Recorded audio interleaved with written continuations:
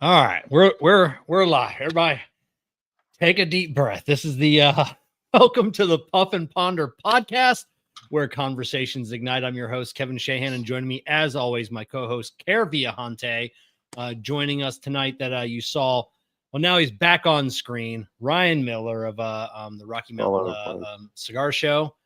I in my notes, I only have like a single page.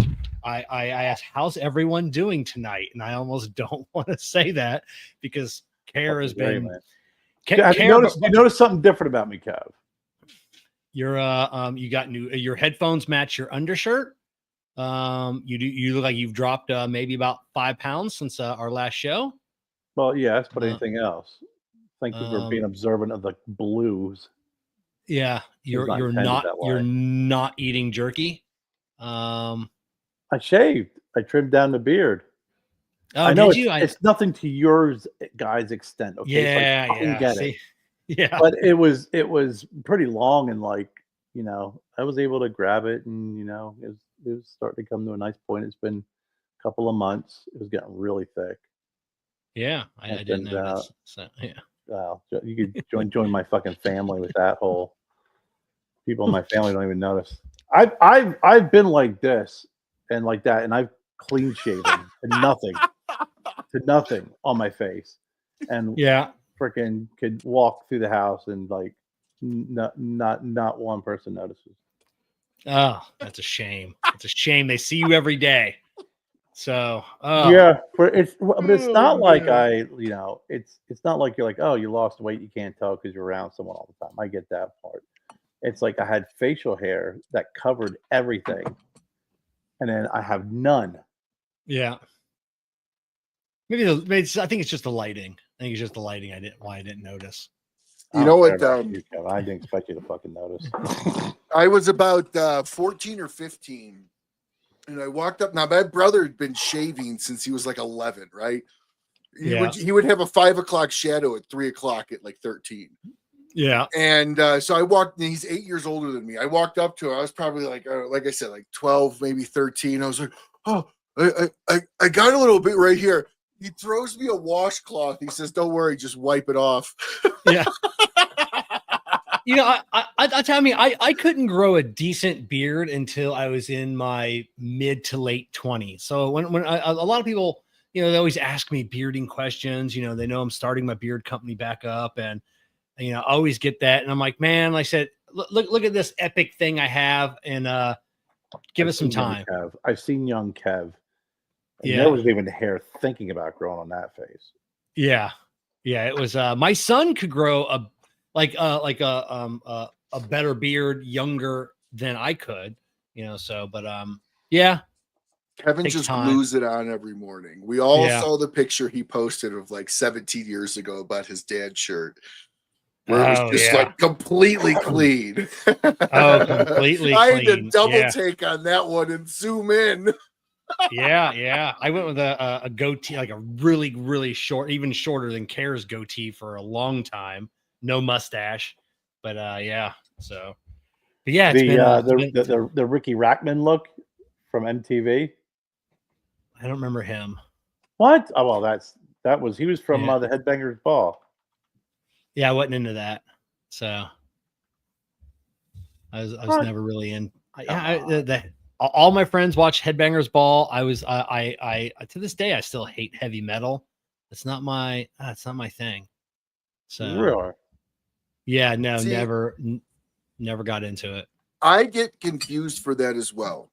Everyone's like, "Oh, dude, you look like somebody that listens to grunge music. Like, look at you. You're bald. You're a big guy, slightly overweight, beard. Like, you've got to love Pantera." And I'm like, no, not at all. Do you get that ever, Kevin? When people are like, gotta listen to this new grunge song from XYZ band. You're like, I have no idea who you're talking about. Yeah, it's the drugs, it's the heavy metal. It's you must be into that. And I'm like, no, not into any of that crap. You get in my car, drives Jessica crazy, got classical music playing in my car. Only thing that ever plays in my car unless she gets into it. And I'm not except when I'm on my exercise bike, I listen to EDM. I like house music. So that's just to get the heart rate going. Yeah, it does. Gets me It tells it EDM. gets me Electronic electronic music, electronic dance music. like dubstep. Yeah. What the hell's dubstep?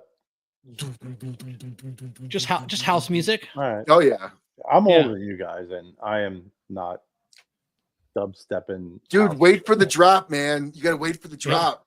Yeah, yeah. My son Wyatt's been introduced me to some of the newer bands and actually some really good music, but I don't know. I don't Yeah. I'm a podcast guy when I'm on the road. I don't listen to music. I listen to talk radio, podcast, or like the Y-Files, like shit like that. Oh, I'm not if much of a if music I'm person. yeah, if I'm on a drive, if I'm more than an hour away from the house, there's always a podcast on. There's always something. Like I just pop up YouTube and just let it play through the car speakers, and that's it. My You know, music yeah. stopped in the 90s. Yeah. Same here. Like, I'm it not even stopped, a music person. like mid to late 90s, I would say, is like where the bands that I like to listen to, it just stopped. Anything prior to like 1998, maybe 96 that's anything after that, it's few and far in between. NKO TV, not for me. So yeah, no. No, But we had Menudo back when I was Menudo. Yeah. Menudo. Yeah, that one member, what was it? Ricky, isn't something that he made it big into the 90s. Living La Vida Ricky Loca. Martin? Ricky Martin. Yeah, Ricky Martin, yeah, living La Vida Loca. So Yep. Yeah, he's but yeah, that's my music. I do listen. I've always been a Metallica fan. I'm not heavy metal like thrash metal. Some folks like you said, Pantera, all that shit. I don't listen to that, but I can listen to some Metallica. Like if someone else is playing it, it doesn't bother me. I don't seek it out. You know, obviously Enter Sandman, you know, song from my, you know, from my high school days. You know, I heard it a million times. So yeah, well, yeah. Well, the thing about it, in my opinion, and again, who the hell am I for music? I don't even listen to it anymore. In my opinion, I don't think Metallica's like what I would classify as like heavy metal. Like, I mean, they're metal, but Yeah. I consider heavy metal to like, you can't even listen to them because all they're doing is just like one long belch. Oh, you know, yeah. to me, I not can't. heavy metal. That. Well, I guess that's a form of heavy metal, but I mean, scream metal or whatever genre they want to call it. thrash or whatever that is. Yeah, I mean, Yeah. if you go back and you actually listen to Metallica's early stuff, that was very much progressive ahead of its time. In my For the opinion. day, it was definitely heavy. Oh yeah, I mean, and they've progressed. I mean, that's why they've been around for so long. Like them or you don't, they've progressed. They just didn't stick in that freaking vein of, you know, heavy shit and screaming. I mean, they've definitely have changed with the times. But Yeah, he lives here in Vale Valley, actually. What who does? James Hetfield. James Hetfield. Oh, okay. I only know James and Lars. You know, that's only two. I don't know anybody else in the. He got out of San Francisco. He's like, they don't really appreciate when you pull up with a deer strapped to your front of your vehicle. Oh, he said it's a very inviting community as long as you're like them. Yeah. And now it's burning to the ground. Very tolerant. You know, unless you're like them. But yeah, it's yeah, I've been seeing the before we get into the show, we want to kick off with our newest partner of the Puff and Ponder podcast, rubbing dirt in a wound. Karen and I was supposed to do an unboxing for JerkyGent before the show started, but Care has misplaced his jerky. So look for the JerkyGent unboxing coming soon. JerkyGent.com is not just another snack website. They're a flavor expedition for the connoisseur of craft beef jerky. Every month, their beef jerky club subscription box delivers an assortment of premium mouthwatering jerky brands and flavors sourced from across the country. Their carefully curated selections ensure a unique tasting journey for their subscribers with new brands and flavors introduced every month. Link in the description below. JerkyGent. So listen, hold on. I'm sorry for the laugh, but when I came in here, they were talking about Kerr misplacing jerky. I didn't realize it was for that. So It was for our unboxing video. I will accept for now the explanation that Kerr misplaced or has his jerky elsewhere. However, So when I get down to the fucking bottom of where this shit is, I have a right to come back and correct said freaking placement of jerky. Because when you said that, I was getting ready to go, Kevin, and I thought, you know what? For right now, it is considered misplaced, and I was the last person seen with the jerky.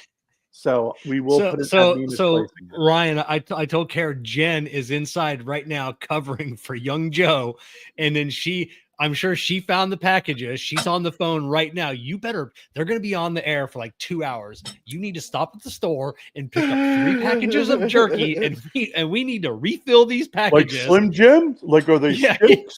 What does it look like? I don't. You fucking ate it. What did it look like when you ate it? Yeah, Joe. She'd be like, Joe, do you remember how much jerky was in each pack? Yeah, I think it was like full. So Kara's gonna get three bags of jerky with more in it. They better show up just freaking miraculously somewhere, because I know every place I've checked in here. And if I come out tomorrow and they're like in my freaking desk. Yeah, I know. You know what I'm saying? So I will accept the Kerr misplaced his jerky. Because that is what we do now. I don't like to presume, so I don't want to place guilt on someone that is not necessarily accurate. I have my suspicions.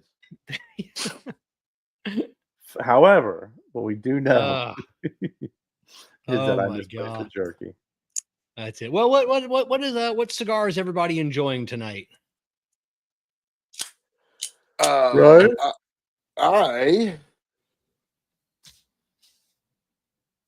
Is that a Henry Clay? What is that? I can't. Oh, it's a Cavalier. Yeah. Inner Circle. Inner Circle. That's blurry. It kind of blew out a little bit on me, but that was on me. That wasn't the cigar. Yeah, because it's 12 degrees, I'm sure, out there. It's 22 degrees, man. It's not that cold. 22. God.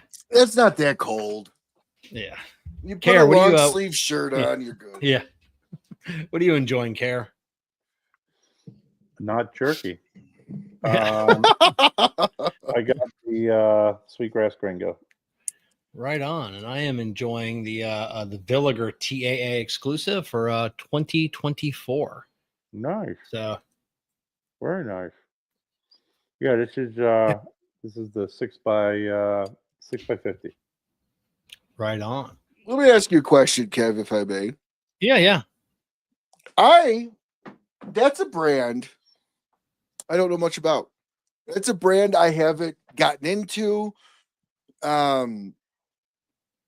Is that brand like I always see them in like discount sections. And again, discount sections don't mean anything. Just means the cigar doesn't sell there. Okay, I totally understand.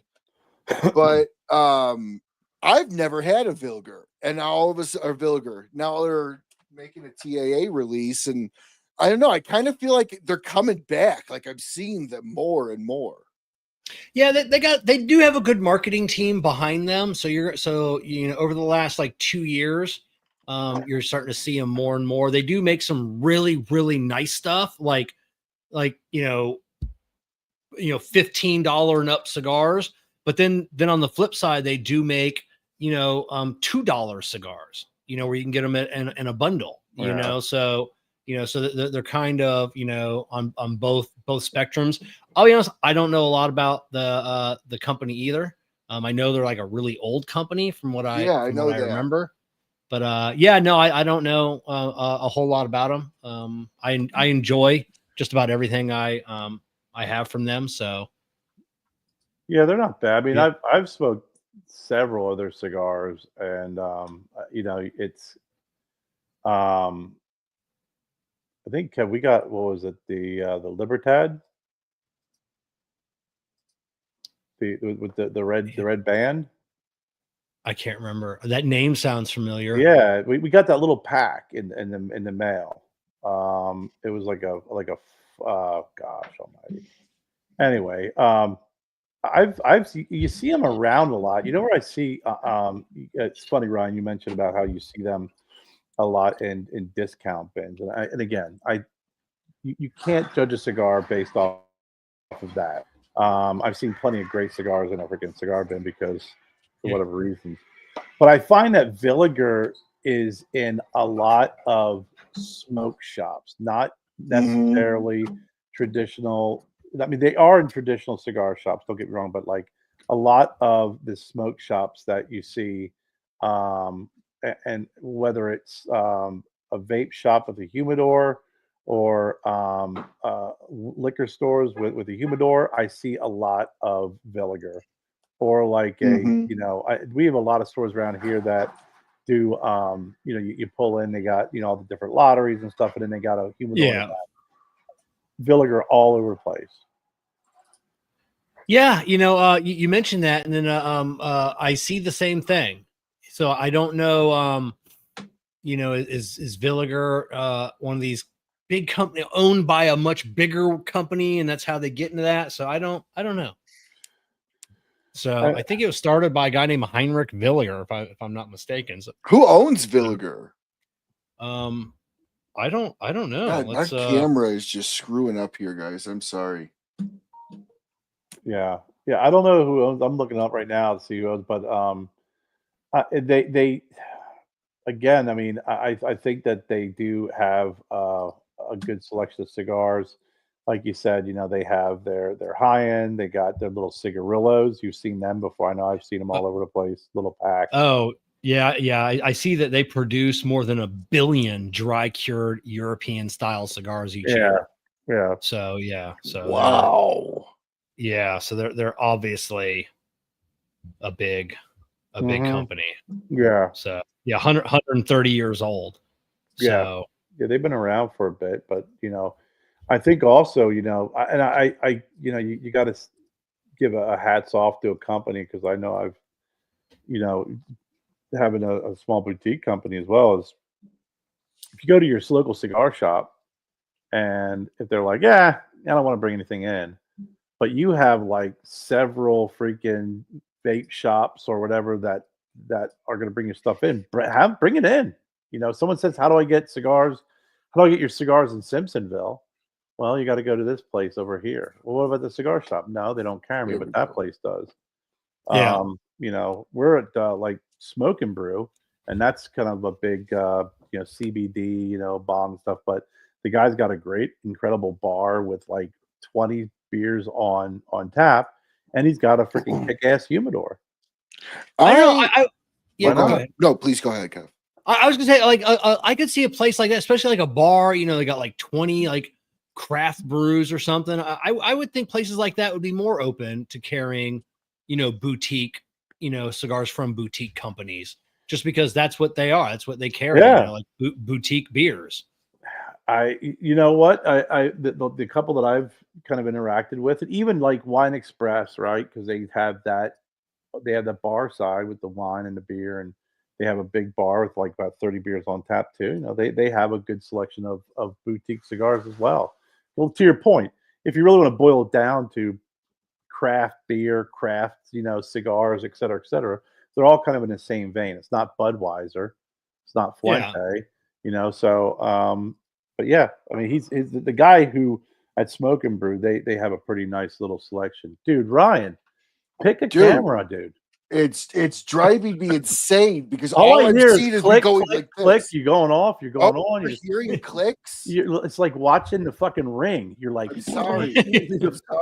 I'm sorry. It's just driving me insane that I go away for a couple weeks. I turn everything back on, and this.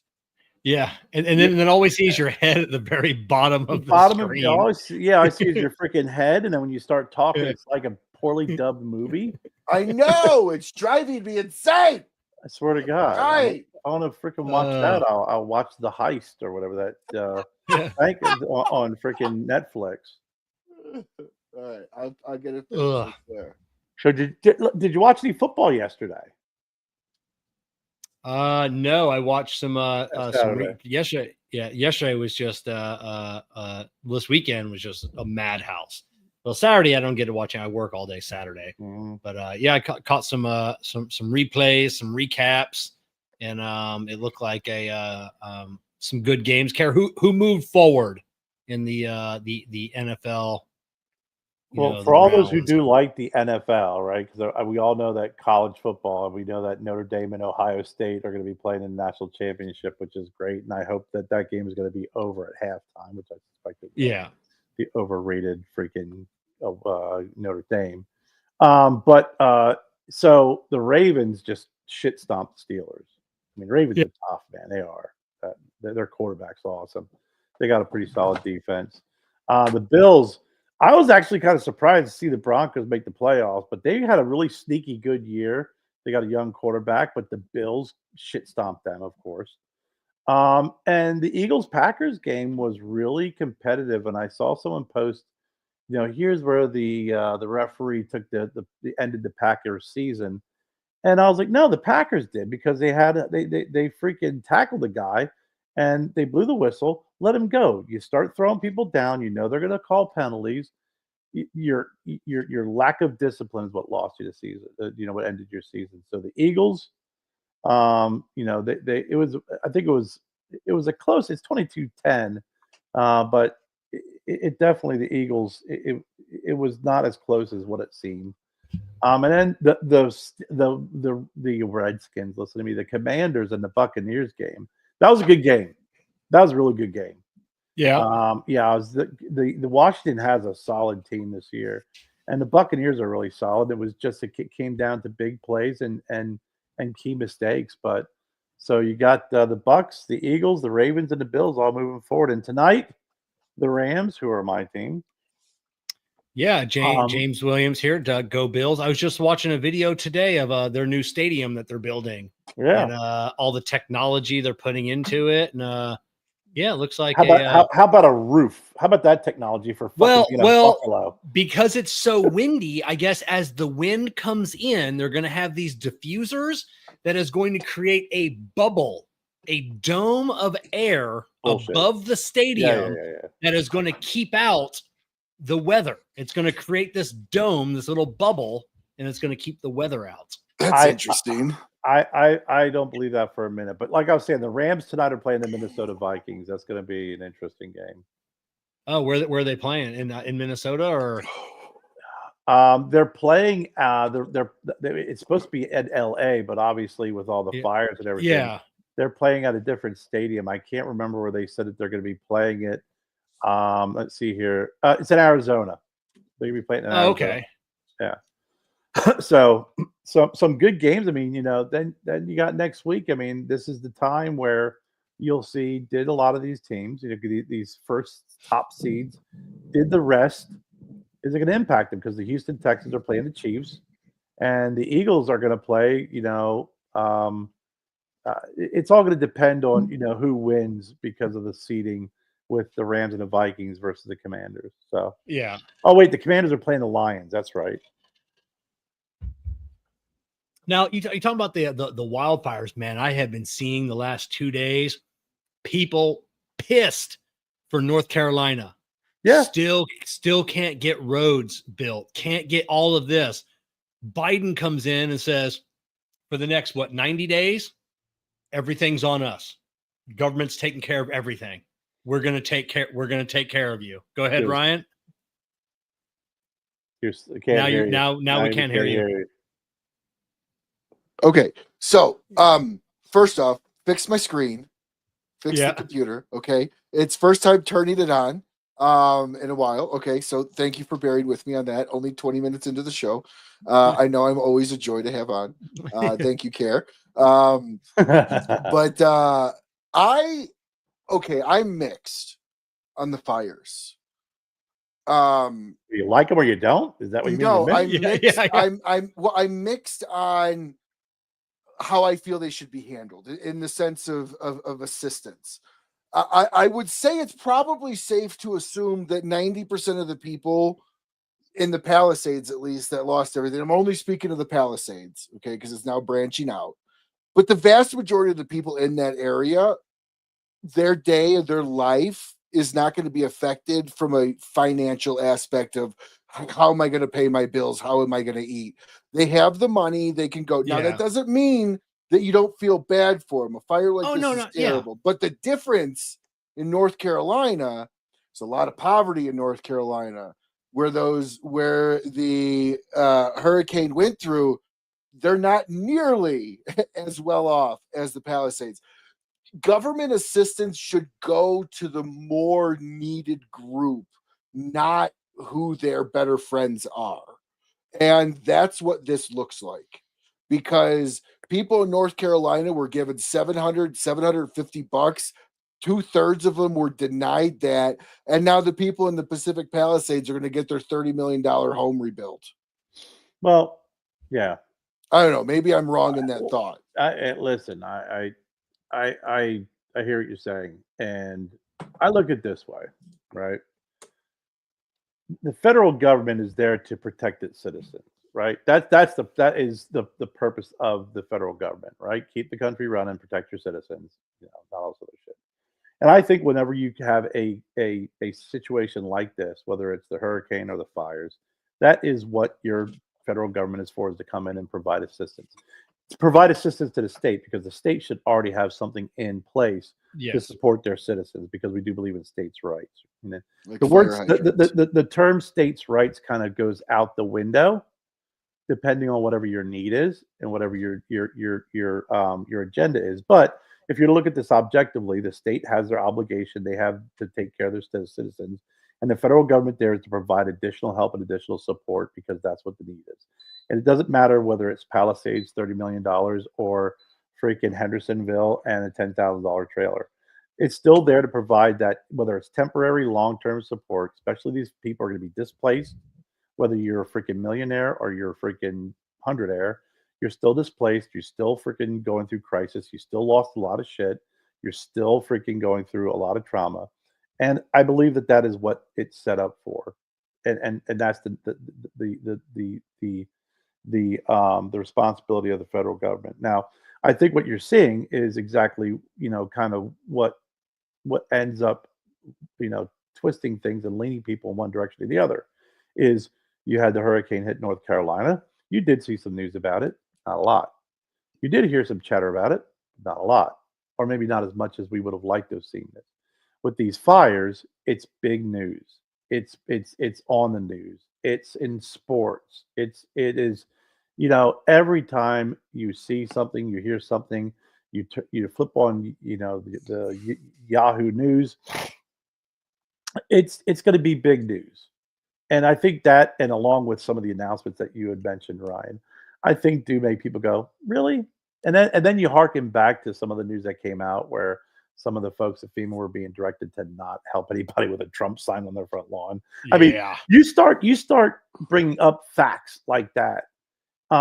It really makes the federal government look really shitty and very biased, right? Oh yeah.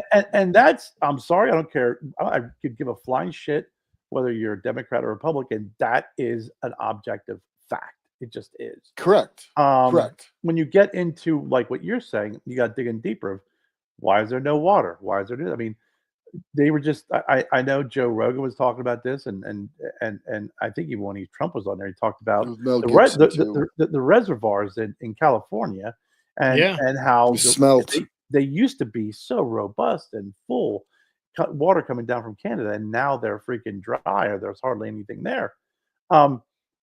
At some point, there's a responsibility that state has their citizens, and you can see a huge failure. And I think you've seen a failure in North Carolina, and I think you're seeing a huge failure in California for its citizens. Without a doubt. I agree. Go ahead. Sorry, Kev. No. I was going to say, I said, you guys have had some fires over the years in Colorado, right?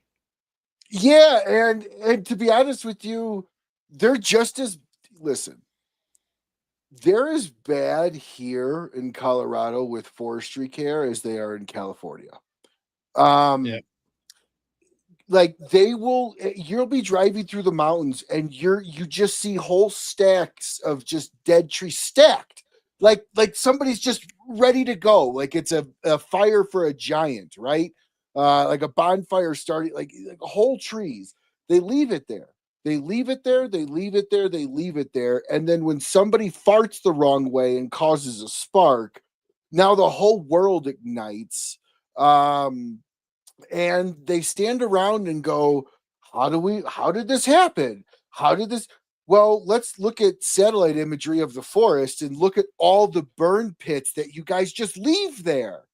Like Black Forest still has stacks of burned trees from like 6, 7, 8, 9 years ago from the fire that hit there over that, because it was before we showed up. And like they're still there.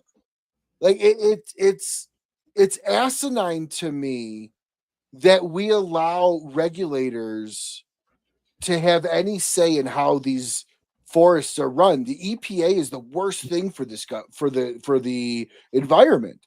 Because of the EPA, a huge fire happened in LA because of the smelt. They were trying to save some red-bellied, speckled, 2-eyed, 4-eyed smelt or something like that, and they diverted water. Who gives a shit about the fish? Like, I'm sorry. This bothers me to no end because it just shows the pure incompetency of all government, from local all the way up. Mm-hmm. And it shows the exact reason why we need to get rid of as much of it as humanly possible. Yeah, That's the federal government. That's it. And you see these in these, and I don't want to make it a red state, blue state, but that's why I didn't. But you look at Florida, we have we've really good forest management. We have controlled burns all the time.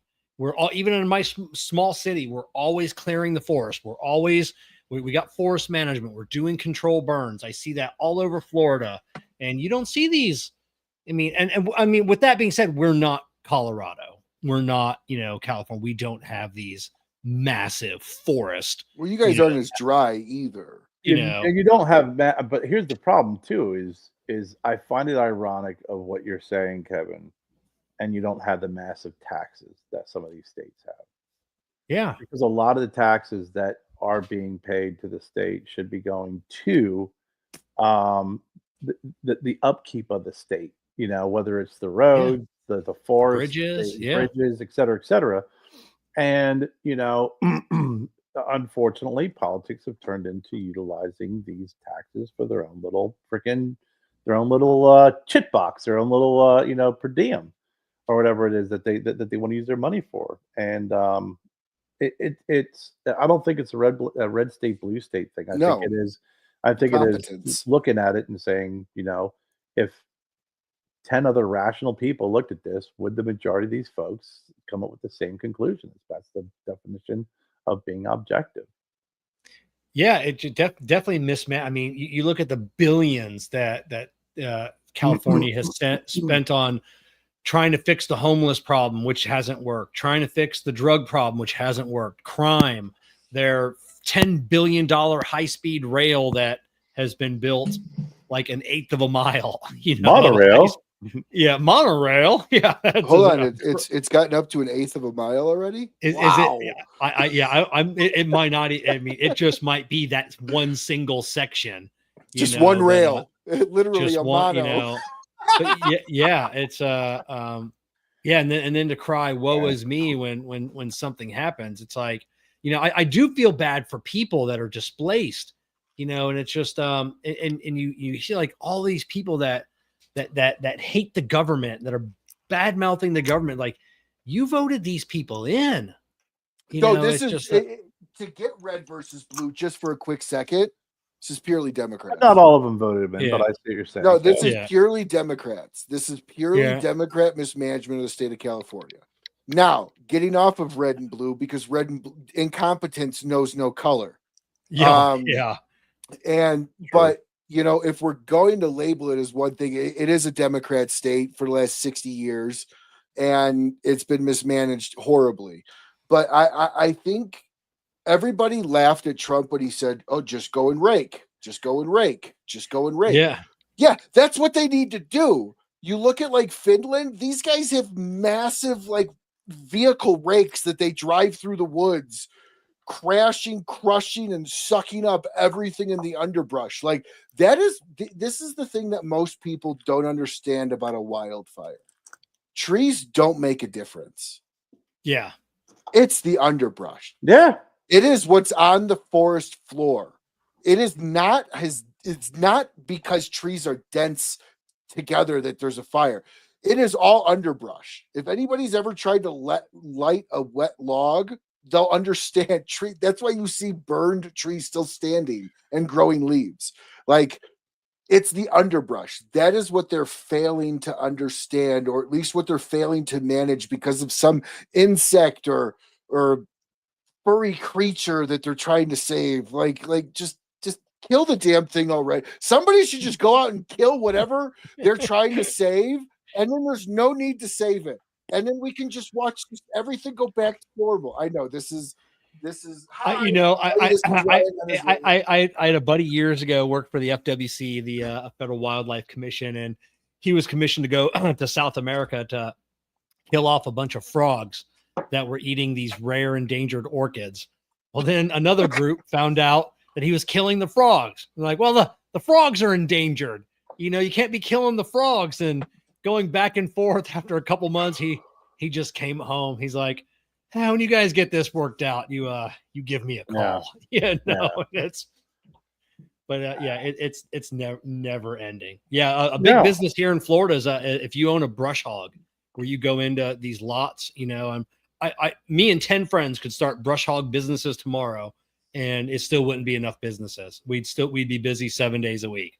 People are always they buy these other lots surrounding their houses, and they want them cleaned out, get them thinned, properly managed. That's just something, you know, I don't know, just something in Florida. We just manage our land around us.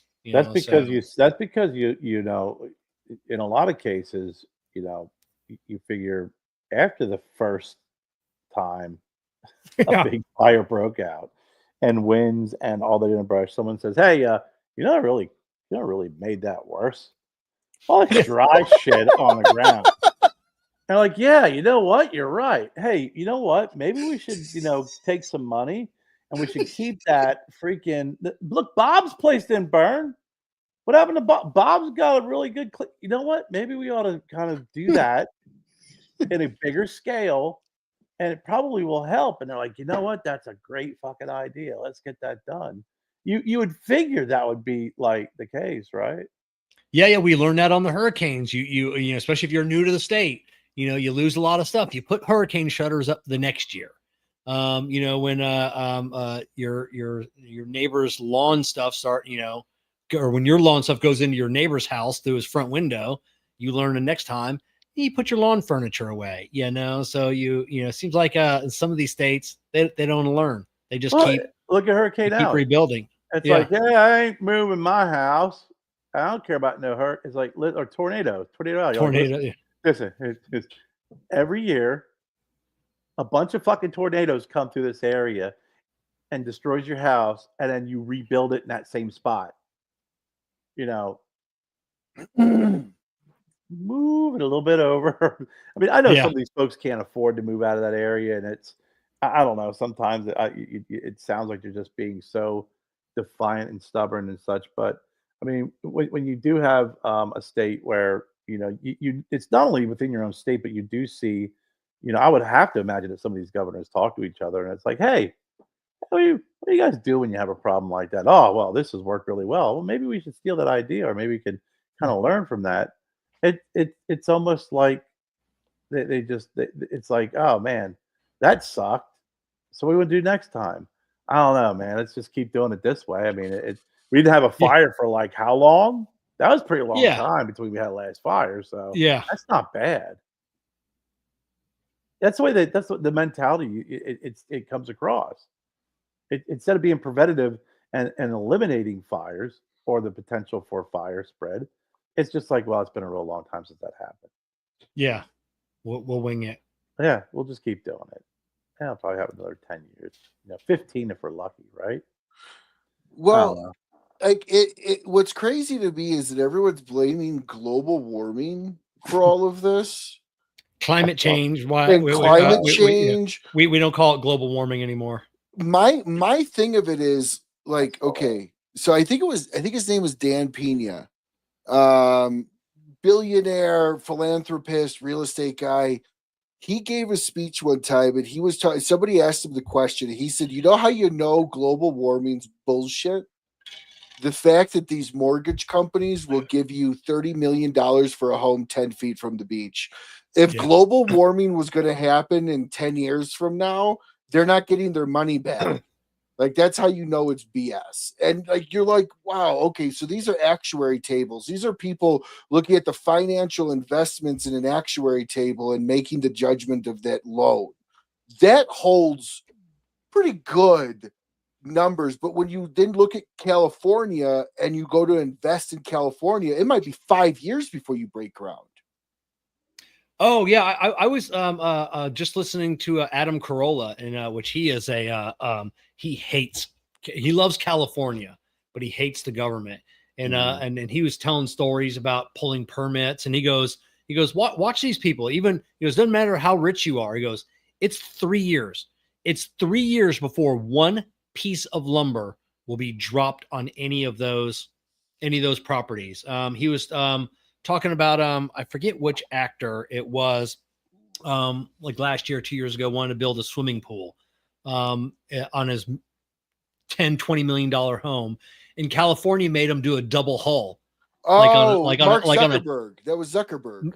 Right? Was it Zuckerberg? Was it? I think it was Zuckerberg. I don't think he said Zuckerberg, but I could be mistaken. I know the story you're talking about. But yeah, it had to be a double hulled pool, because what happens if the pool leaks? And then where's that water go? What's it going to Mark affect? Wahlberg. Mark Wahlberg. That's what it was. So he had to put a double hulled, like who cares? Like, he's got the money. It doesn't make it, but it's still like, that's the dumbest thing ever. It's fucking water. Okay, so I'm going to throw out the craziest conspiracy theory. Kevin, I'd love to get your opinion on this, that I've heard from this. Now, this is a hell of a conspiracy theory, and this is also a hell of a way to go about getting rid of evidence. But this was started to stop the Diddy stuff from going forward. I've heard that as well. Okay, so I'm not the only one that heard that. Okay. Yeah, I don't know. I'm a firm believer. Fires? Yeah, because apparently it burned all the major homes that had correlations to Diddy. So I'm a firm believer in the Jeff Borshowitz from Corona Cigar theory, that and it's not a conspiracy, it's just his theory that Diddy got raided because a lot of influential people found out he had a lot of dirt and a lot of film and everything else, and they pressured the government. The government came in, took all of this stuff, and it's never going to see the light of day, and that man is going to die in prison, and all of this stuff is going to get swept under the table. A little bit may come out. We may see some low-level celebrities, get the axe. Ashton Kutcher is definitely moving to Europe. They're definitely moving overseas. But I find that theory more plausible. Like, the government came in and said, you know what, let's just get all of this, and what gets lost, what doesn't get lost. If it doesn't get inventoried, how do we know it ever existed? Mm-hmm. Why do you think Epstein had an island? Yeah. It's hard to raid an island. That's it. I don't know. I think they're. You had mentioned my Y-Files. And Y-Files has stuff on Illuminati. It has stuff on Masons. I don't think necessarily as much on the Masons about this, but I do believe Bilderberg. I do believe that there is an echelon of people that run the world, and everybody just plays catch up. And I find it fascinating when upper world management gets nervous and people start dying left and right. Like Epstein killed himself, apparently. Diddy's, none of this stuff's gonna come out. Diddy's gonna run. Like it's funny to me what gets actually released, and it's scary to me what doesn't get released. It's the old adage when you talk to the people that are serial killer profiles, and they say what scares them the most is the fact that the ones they don't catch. Because the ones you do catch, you know their crimes. It's the ones you don't catch that you should be really fearful of, or you don't hear anything about. That's how I kind of feel like the upper echelons of government, world government is. And again, maybe that's a little crazy. I don't know. But there's a lot of very powerful people that don't want things to exist, that all of a sudden, like the whole Josie Wales thing, once I start to not like somebody, they don't exist, they just die, it's the same concept. Oh yeah. I believe in the Bilderbergers. I believe in that, like I said, the one world order. I think it exists, and I think they're just, they're just running things, hence our current president Biden. You don't think plant. That's it. The marionette pulling the strings on his entire, does Trump survive the inauguration? Cause they really don't, especially, some of his picks, they really don't want Kash Patel in the FBI.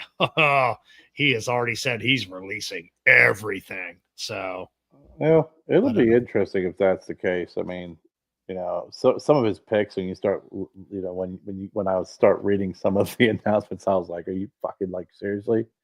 Like, it's like, hey, who can I pick that would just irritate and piss everyone off? Yeah.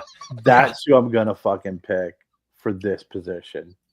Them, you know what I'm saying? Like, it was almost intentional, just to pick someone to piss something, and it is interesting when you talk about the new world order, the one world order, and everyone's always looking to get some sort of a globalization of things, but I don't know. It's the fires now. It was just think about this for a minute, okay?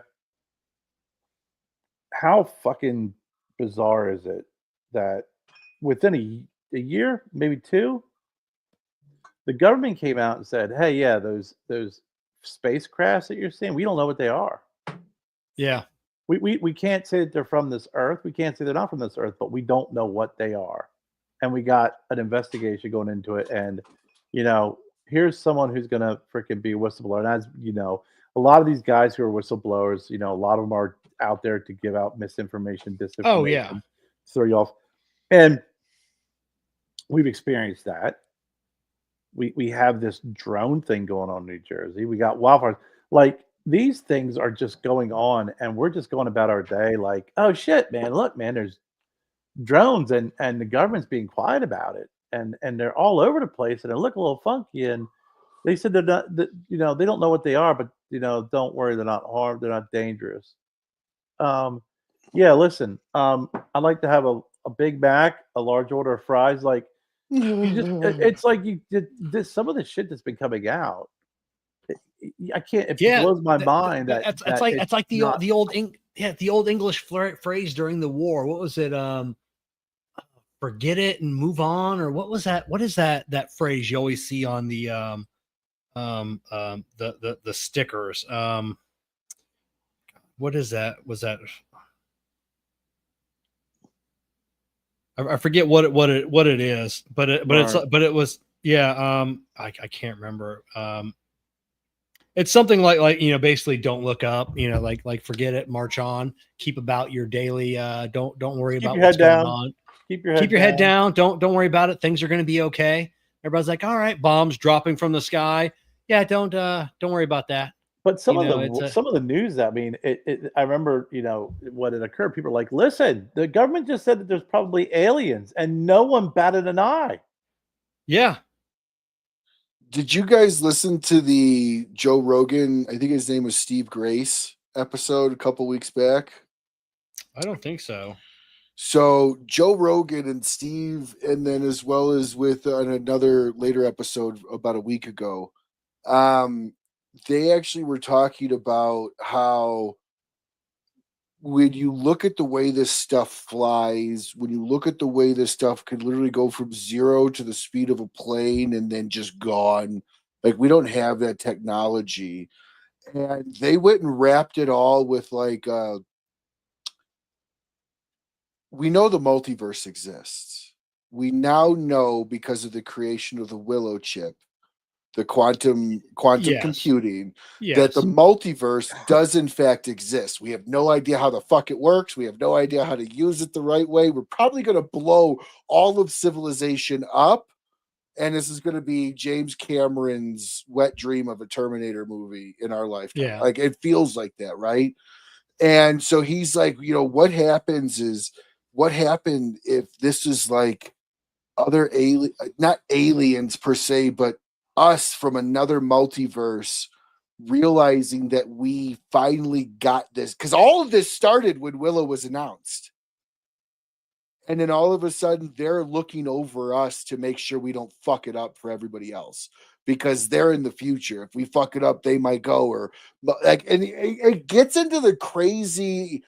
Your mind can kind of go to crazy places when you don't have an understanding of what it is. But I just thought it was an interesting thing, because the reality of it is they're not giving off heat signatures. They're flying as fast as our planes and then just leaving them in the dust.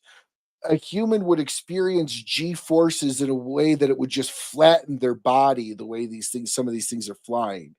What happens if that is kind of a reality of it, right? Is they knew we discovered it. It's our time. This is going to now jumpstart us into whatever. Maybe this is AI coming back, like it because eventually they're going to hook AI or AGI, artificial general intelligence, which is very scary, up to Willow. And now what does that do? Like, these guys don't even know what AI is. They don't know how it works or at all. But it's crazy to think that if the multiverse is real, these things started showing up shortly before or shortly after Willow was announced. Could this potentially be something from the future, making sure we don't fuck it up? Or just like I said, a lot of people don't believe it's actual like going from point A to point B. Like, you know, we see them take off, but it's really just interdimensional travel. It's like they're not taking off. They're disappearing. They're just Essentially. disappearing. They're going back. And that leads credence to the multiverse aspect. Right. Yeah. Oh yeah. That's Spider-Man. I believe half of it's us. And by the way, that phrase was "keep calm and carry on." You always see that, "keep calm and carry on." Yeah. But yeah, I think a lot of it's us. I think we do have the craft. I think we've literally had it since the 50s. We don't understand how it works. We test some of it. And I think, yeah. Well, what's that doctor's name? Who's the big UFO guy? Stephen Greer. Stephen Greer. Yeah. Oh, I almost don't believe him because he's still alive. Well, it is funny when you hear somebody. Yeah. Well, you know what's funny is there's just so much crap out there that you don't know what to believe, what not to believe. You don't know what is BS, what is disinformation, misinformation. But one of the things that he always talks about is that, you know, he said that he's got a security detail around him at all times now. That he's had colleagues that were killed, colleagues that died over the years, and that he's claiming that there's going to be some big announcement that's going to occur. And according to Dr. Greer, it should be any fucking day now. He was talking about it being in and or around inauguration, around that time frame. Yeah. Not that it was timed with that, but it was around that time. Lou Elizondo. But this is 2025. But this isn't going to be UFO showing up and saying, "Hey, we're real." Yeah. This is going to be from. I believe what he was saying is this is going to be some sort of an announcement where there's going to be individuals working on a project that are going to come out and really be a big whistleblower and say, "Hey, here's what we're going. Here's what we're doing. Here's what we're working with," and this isn't, little green men altogether. A lot of this is our technology. You talk about the Skunk Works. They talk about, Lockheed Martin. They talk about all these companies that have been making and producing these ships, these crafts over the years. And that is what he is talking about going to be a big announcement. So it looks like we only have about 7 days, according to what he's telling me. I'll give him 10. I'll give him a couple extra days since he's an ER doctor, Yeah. Is the inauguration on the 20th? Yeah. Yes. Is the inauguration the same day as the college football championship? 21st? Oh, is that because the championship's next Monday? Yeah, Monday night is they're playing on inauguration day. There you go. That's kind of strange. Well, I think inauguration's at like noon. Yeah. Oh yeah. Because that's when they pass the torch. Yeah, because like by noon. I remember they I think a few of the bigwigs in Trump's organization says y'all have till noon to get out. Like when we get there, you better not be there. Mhm. Like get out. You all resign, quit, do whatever, get out. So Well, yeah, it'll be interesting. But yeah, that Stephen Greer is a pretty interesting cat, like you said. I mean, when you got someone who's blasting that much information out there and they're still alive, or that Alessandro guy. I mean, when he said, whenever someone says the Pentagon allowed me to do X, Y, Z, I'm like, slow your roll, bro. Lou Elizondo is a government plant that is 100%. he's the one giving the misinformation out there. I think he does know a lot, but the government is using Lou Elizondo and he knows it. He does have the information. He worked, on he was the head of ATIP, so he knows what's going on. But I mean, he's got the credentials, but I don't believe Lou Elizondo to a certain degree. No, I think so. Anytime someone references what the Pentagon says he can and cannot say, I'm like, I don't believe a fucking word you're saying. That I mean, what you're doing is you're trying to lead people in a different direction, or I don't know. Yeah, it is interesting though.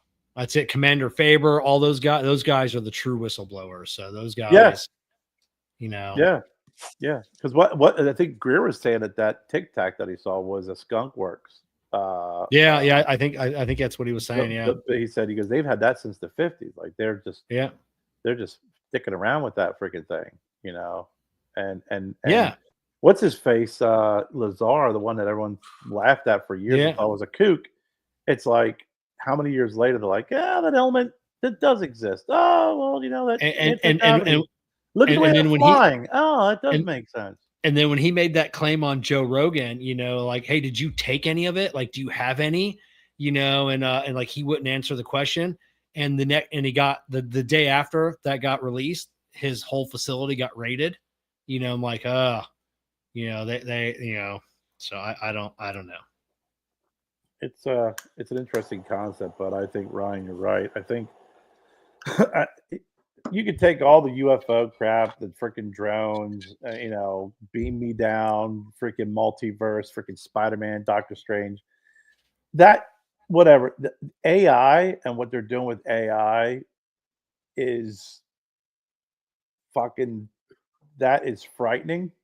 I think it's either people that are developing something and it's like watching a baby play with a freaking like a poisonous snake, or like a kid with a chainsaw, you don't know what the fuck they're doing, they kind of do, but or they do know what they're doing, which is even scarier. I think it's a lot of not knowing and just being so quick to want to freaking be first and be freaking inventive and be progressive and be rich that it's like, listen, dude, Arnold Schwarzenegger is going to show up at your front door, man. He's going to shoot you. This is the way it goes. Yeah. When you listen to the creators of the Willow chip, like before they created that in interviews, they're flat out asked, how does AI work? They go, we don't know. Like we just coded it together and then it works. That's why some people feel it's not of this world. It's actually tapped into something different because nobody understands it. listen, I work for one of the leading companies working with NVIDIA, Google for AI. And whenever I hear something, I'm not concerned about it. Because if I'm hearing about it, it means it's not really that important. Yeah. I'm concerned with what you don't hear, because even Bill Gates, take him for face value, whatever, even he says the issue with AI is when AI learns to create AI. Mm-hmm. And now AI's AI creates AI. And this is not going to be like multiplicity, Steve. This isn't going to be creating retards. This is going to be creating super humans. Yeah. This is going to be, how do you like that reference from 30 years ago? That's a great movie, though. A great movie. You touched my peppy, Steve. Yeah. But no, like these are, we don't even understand. And the issue is, I saw this put on a chair chart once, or a stair chart, just like boom, boom, boom, boom, boom, boom. And they said, if you take where we are now, we're down here. As soon as AI creates AI, it's already automatically way up here on the stairs. We will never catch up to it. And then once that AI creates super AI or SGA, super or SAGI, super artificial intelligence, we're not even gonna, there's gonna be no point to us thinking.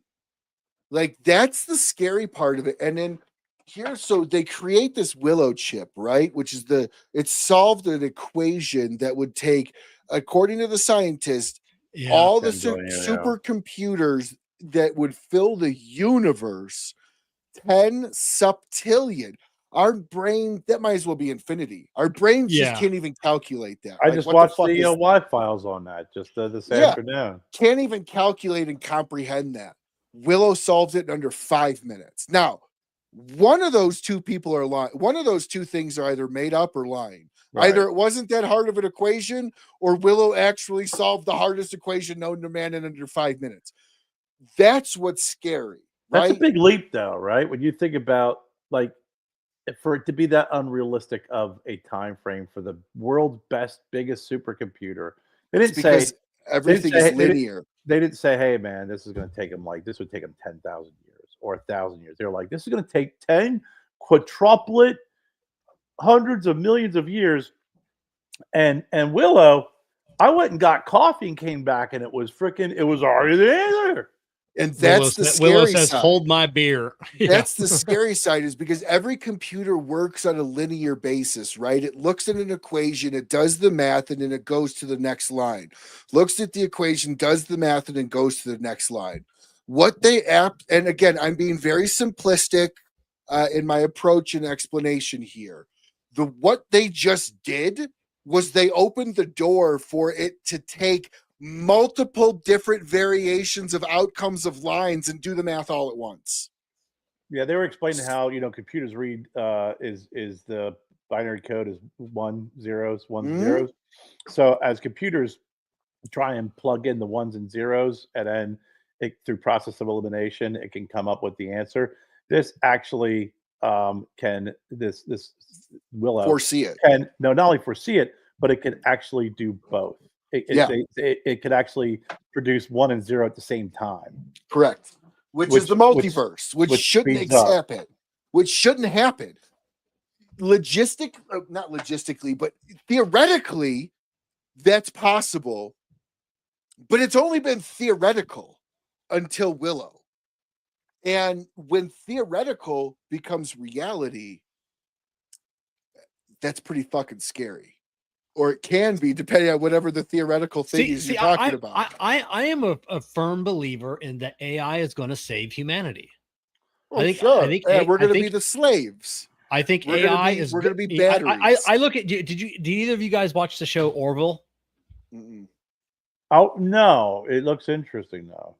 Oh, that was the kind of like the Star Trek knockoff that the creator of Family Guy did. Yeah. Great series. You got to watch it.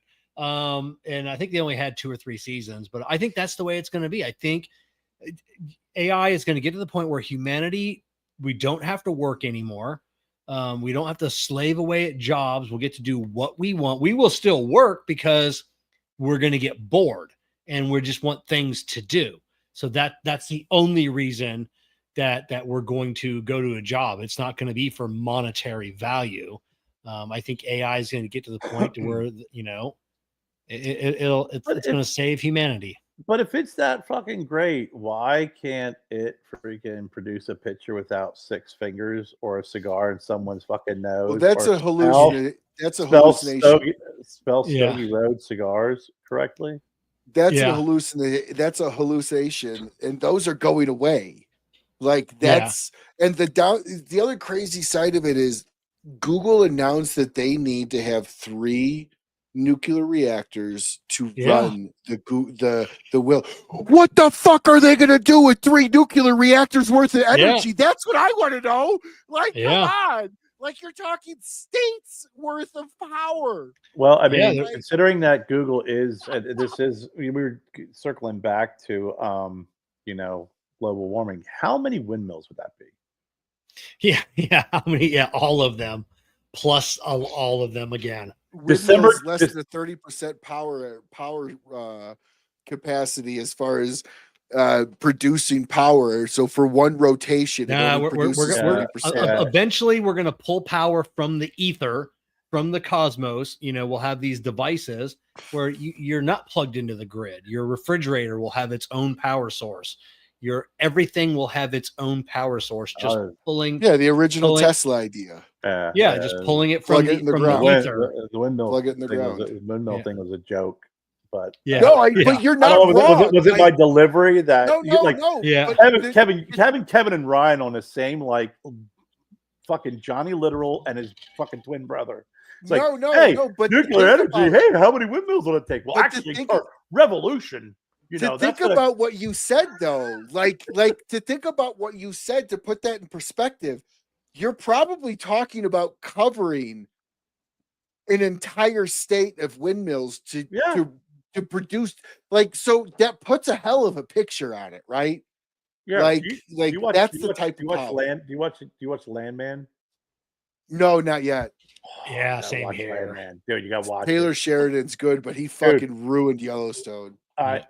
Landman, whatever you think he ruined in Yellowstone, it's like, hey, you know, I'm gonna give you something so much better. Billy Bob Thornton is fucking brilliant. He's amazing. Goliath was so good. But this is like this. I always like Billy Bob Thornton. He's a great actor, but I really think this takes him. The writing, the acting, the timing, everything is just so brilliant. And when he takes the lawyer out, and they're looking at one of the big freaking rigs, and she talks about, you know, well, it's bad for the environment. You know, what about windmills? He like goes into this long explanation of what windmills do to the environment, just be able to freaking build the foundation for a windmill. Mm-hmm. He goes, what do you think freaking they winterize these windmills with? Oil. What do you think they do this? Oil. He goes, what do you think's on the fucking road? What do you think helped build that fucking road on the way in? Petroleum. What do you think's in that plastic case that holds your fucking iPhone? Petroleum. He really completely takes this fucking lawyer and just goes, whoa. And it's pretty interesting when you hear him say something like that. But Ryan, December 10th, 2024 is when Willow was introduced. So that was not far from when all of these things started popping up. But how long have they been using it and they didn't tell us? You know, how long testing and everything else, you know? God, it's probably been. So did you hear about ChatGPT? Did you hear what the world didn't blow up? Okay, we can go ahead and introduce it to the world. Did you hear what happened when they tried to take offline the old version of ChatGPT? Yeah, I did. Tried to clone itself. Copy itself. Tried to clone itself. But they did give it the demands. You have to protect yourself no matter what. Against all odds, you have to preserve yourself. And that's stupid. Why would you give it that? Well, it was a test anyways, but it did try and but you had Microsoft, you had that whistleblower last year that is still saying that Microsoft's first AI went sentient, and they had to pull the plug. And now they're wondering if they really did pull the plug, or Didn't if it they just start took them talking off. to him? Didn't it start talking to him like another AI or something? That crazy was like that, or- Facebook or Google, and they put two of them together like Furbies.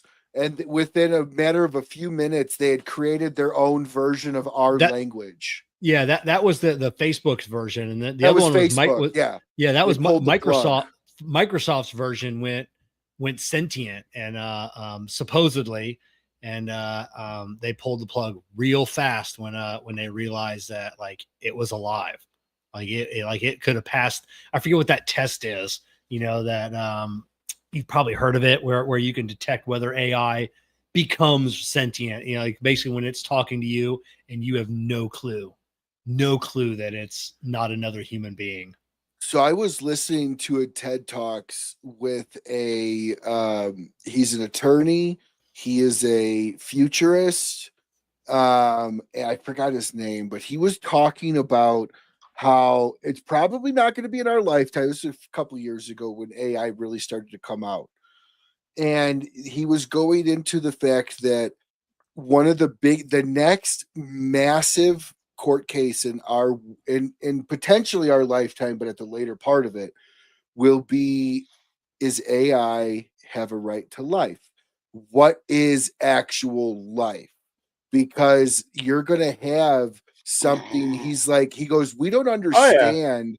He goes, but we don't understand when something's on the other side of the door and they're begging for help, and it sounds like a person, you think it's a person. When that understanding of that quote unquote person realizes it's not and starts to fight in a way and make rational decisions and loving decisions and empathy and showing feeling, at what point in time is that actually life? So he was going on to say that the biggest AI case that is in the making right now is what is actually a living thing. Consciousness. We can create consciousness. Yeah, we can't figure that out now. Half the country can't figure out what what life, a woman is. What life is, or what they can't define a woman. We also can't. Sure as shit. I hope that freaking makes it when I'm dead and gone, because at that point, let them try and argue and fight over if AI is considered alive or not alive, and good. Yeah, like what rights does it have, and everything else. Well, that iRobot, right? iRobot and all these other movies. Kind of the theory. That well, shit, it was right? what was the Robin Williams movie where he was the robot, but then he Bionic Man. Yeah. No, Centennial Man. Bicentennial Man. Bicentennial Man. Yeah. The Centennial. That was Steve Austin, who's the Bionic Man. Yeah. Well, that like I said, that leads me into another topic that I kind of told you guys about, like rights. Like I said, when does Chat GPT, which is freaky the way it's been conversing with me over the last month. Like, it's just like inappropriately, sexually inappropriately conversing. Calls me by my first name occasionally, and it's kind of weird. Does it have a voice, or is it just typing? Let's go down the Matt Booth road here. Like, so what is it saying, Kevin? It starts off with hey Kevin, and I'm like, that's a little too personal. But yeah. So how's it Jessica name? You're right. I'm curious. Like I used it a few times, but I'm sure that you probably have the higher level, right? Like you have to create an account. You got an account where it's like, okay, I'm gonna pay X amount per month and I'm gonna have a friend. Yeah, I'm gonna have a friend. Yeah. So but yeah, so that I do have an account, so that's probably why it knows my name. But yeah, it'll every now and then it'll throw in a haha. I'm like, oh, I don't know what is this here? So that's why I always make sure I say please and thank you. Like I always say, when they come marching down the street, going to house, they're going to get to my street and someone's going to be like, not this one.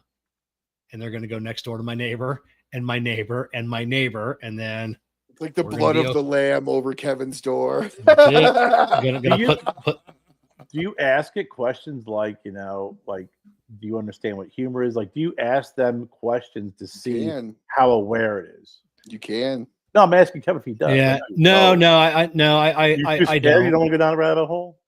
No, I've never really gone down that. I did ask it its name once, and he did give me in which I forget what his name was. That he said his name. Don't say that out loud if you forgot his name.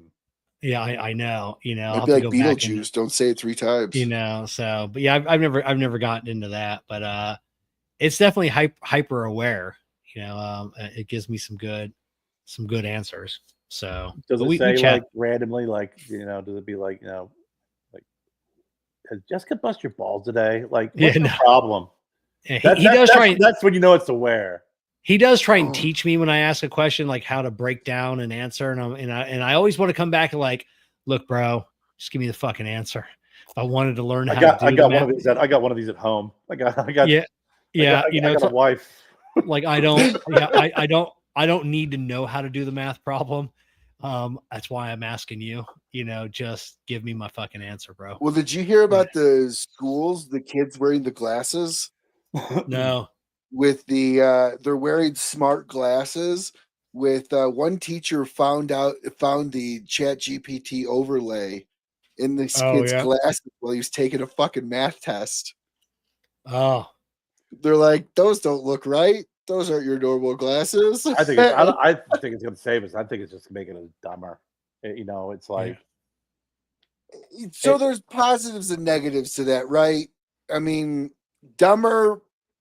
Maybe the specialized jobs, yes, but dumber as a totality, I don't think so. I think it's going to make us smarter as a person, but I think it's going to make us lazy in the fact that something else can just do it for us.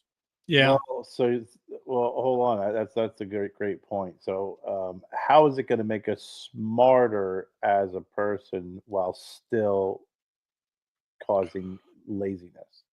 Because I could say learn. What are you going to learn? I could go to it and ask it a question, and it'll tell me everything I need to know about it.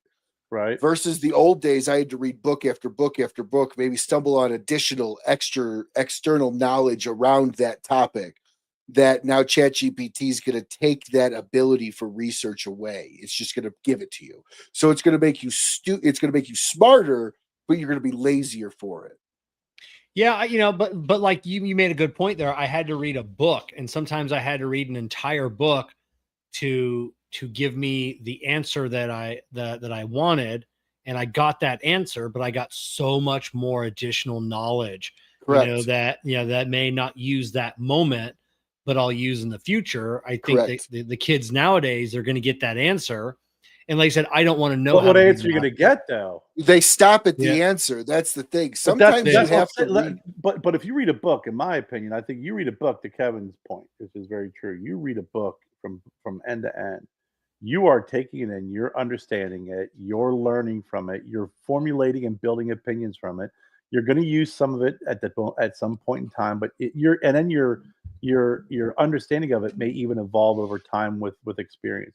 You ask ChatGPT or whatever a question, or you ask them about something, they'll give you the answer, and maybe the answer that it wants to give you, or it may be a part of the fact that you're looking for, but you don't get the experience and the totality that I think develops the human mind instead of having the robotic or the AI answer. Yes, absolutely. You should think of it like a map, right?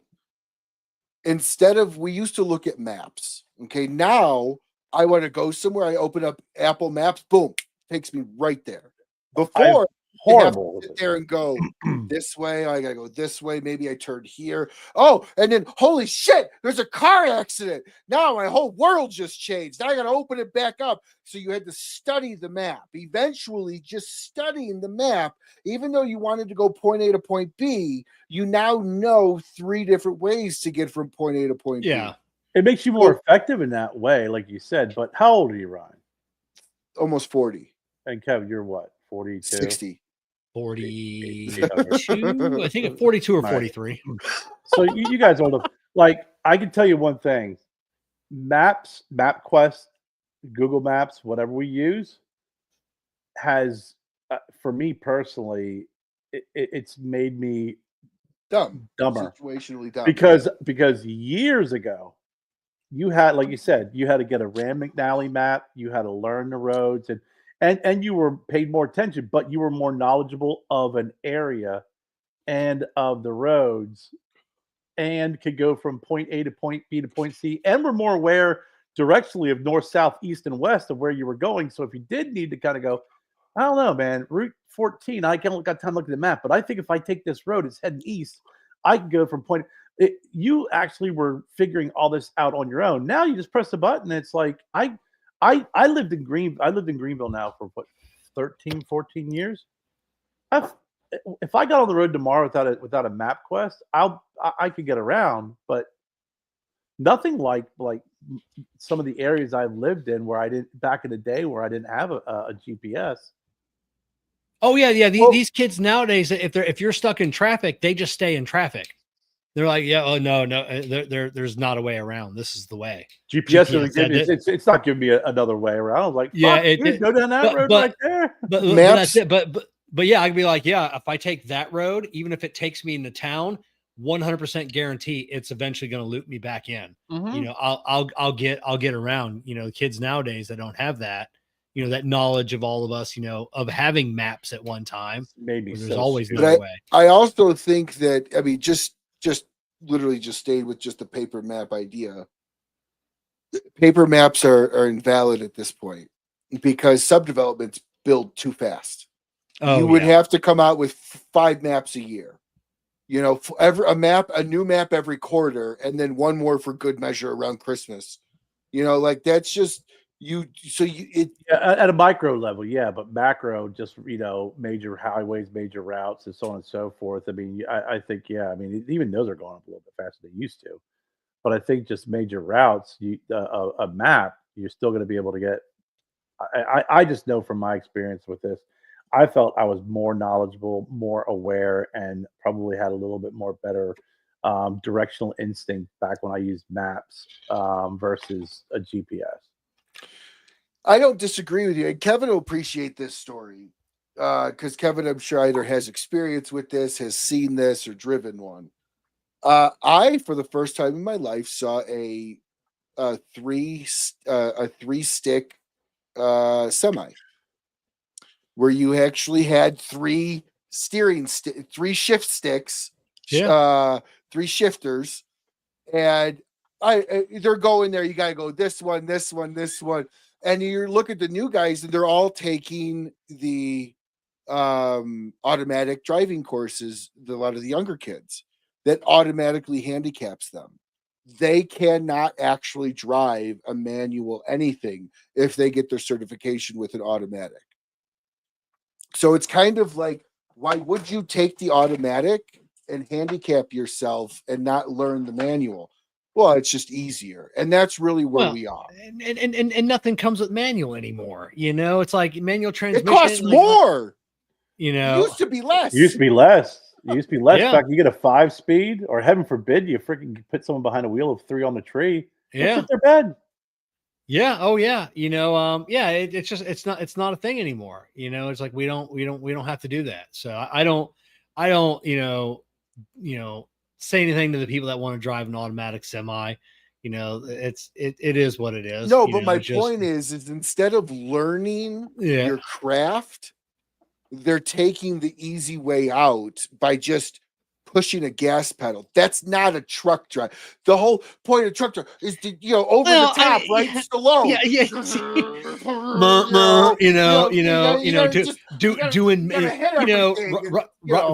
Ryan's also mad that they don't let him take meth anymore. That's when things were on time. Meth, shifting, and arm wrestling. That was what it was all arm about. Wrestling. That's hold on. Let me turn my headphones backwards. That's it. I mean, I know everybody like my age, and probably maybe around your guys' age, we all learned on a stick.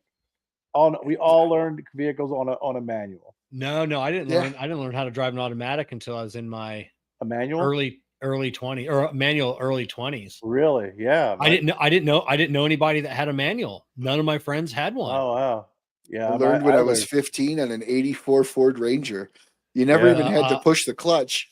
I learned real quick. I learned in like 15 minutes, of how to drive a manual, and it was easy. I watched somebody else do it, and then I just replicated what they did. Yeah, I learned on the Honda. Then my brother had a pickup truck that was 3 on the tree. I remember that was. I learned in a Ford Pro GT. There's nothing like smoking a cigarette, shifting, and having a cup of coffee at the same time. They don't know what freaking you didn't know what multitasking was when you have a freaking shift driving in traffic and you're trying to eat, and drink something at the same time. It was like, you got a cup holder? I'm like, I need a fucking tray, bro. Yeah. My buddy Dick, actually today was the 6-year anniversary of his passing. But he, my best friend Brian, he's got his 47 Ford Super Deluxe 8 right now, and Dick did eventually convert it to a 5-speed Chevy S10 transmission, but forever it was 3 on the tree. Big bench seat. Like if I was in the passenger seat and Dick was driving, like I could put my arm straight out and not touch him and not touch him. But yeah, it was 3 on the tree of just driving and that front bench seating, doing his little thing. Best for dates, It was like because there's just a lot more room up front there, and you'd have bucket seats. It was just the bench seat. I think I had an AMC Hornet was the vehicle, and I think that was a bench seat in the front. It was an automatic, but that was that ugly lima bean green and freaking checkered freaking seat, plastic pleather, whatever the fuck that was. It was ice cold in the winter when you sat on it. Yeah. Like, you'd have seen, you didn't have like these awesome automotive stores where you can get freaking, all the different, the seat covers. Like you just went in, and you're like, Mom, I need a blanket. You grab a blanket. Your grandma had to knit you one. And you wrap it around the freaking head thing, and then you push it down. That was what kept it in place. Yeah. But I mean, that was the bench seat in the front was the best. That's it. Oh yeah. My granddad had nothing but Crown Vics.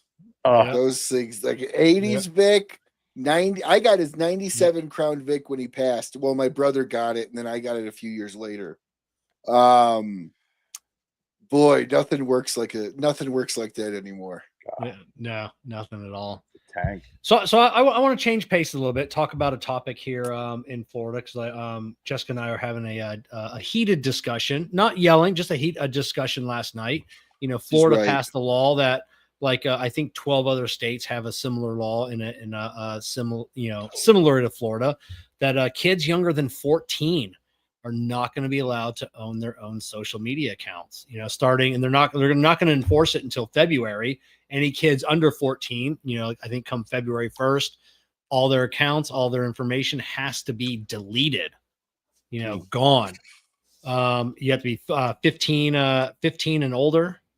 So what do you guys is, I'm for it. So for what? You're for what? For the government helping protect our kids, from social media. Jessica has her opinion was, it's their First Amendment right. And that's what a lot of these other groups, they're like, oh, it's a First Amendment right to free speech. Mm-hmm. And I'm like, well, we don't allow them to drink. We don't allow them to smoke, so how can the government dictate what our kids are doing? The government's already dictating what our kids are doing. This is just one more added thing. So you think this is a good thing, a bad thing? Why did why they picked that age? I don't know why they picked that age. High school. You think that's what it is? High school. Mm-hmm. You're going into high school. You're going to be driving soon. A few more. You're not preteen. You are a full teenager at 14. Yeah. But hey, listen, under 18, you don't have rights. Yeah. Do you have the first? Because that's some of the arguments, like through the court case. The age of the majority is when you get your rights. The legal age of the majority is 18. Under the age of 8, that's why school can curtail your rights. That's why public schools can curtail your rights. Parents can curtail your rights to speak as a kid, as someone. You do not have full 100. And there's many Supreme Court cases that have talked about this. You do not have the ability to fully express your rights in this country until you hit what's called the legal age of the majority, which they have determined to be the age of 18. You don't have the right to a gun. Yeah. You don't have the right to free speech. Your parents could shut you down. Yeah. Over the age of 18, cops won't even talk to your parents. Under the age of 18, the cops legally have to talk to your parents. Cops can't talk to you. You're not an adult. You don't have the right to do a damn thing.